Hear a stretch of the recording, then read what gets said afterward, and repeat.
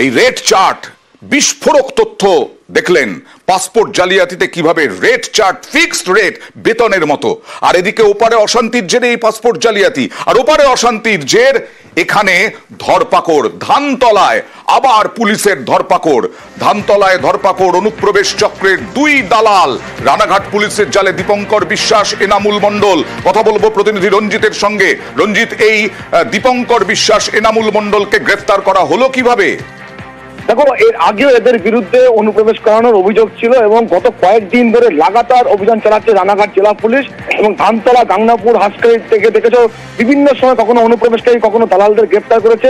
এবং এই যে দালাল চক্র, সেই দালাল চক্রের সাথে এরাও যুক্ত রয়েছে। এবং দীপঙ্কর, এই যে এনামুল, তারা কিন্তু এর আগেও কিন্তু একই ঘটনা ঘটিয়েছে এবং গতকালই গোপন সূত্রে খবর পেয়ে তাদের অবস্থান জেনে কিন্তু ধানতলা থানা পুলিশ অভিযান চালায় এবং তাদের দুজনকে গ্রেফতার করে এবং তাদেরকে পুলিশ হেফাজতের আবেদন চেয়ে রানাঘাট আদালতে পেশ করা যায়। তবু তো জানি নাকি যে গত কয়েকদিন ধরে লাগাতার কিন্তু অভিযান চলছে রানাঘাট জেলা পুলিশের সীমান্তবর্তী থানাগুলি এলাকাতে।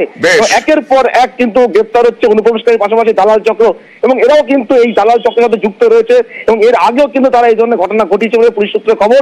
এদেরকে কিন্তু জিজ্ঞাসাবাদ করে আরো তথ্য নেওয়ার চেষ্টা করবে পুলিশ। অবশ্যই আমরা নজর রাখবো কি তথ্য পায় পুলিশ।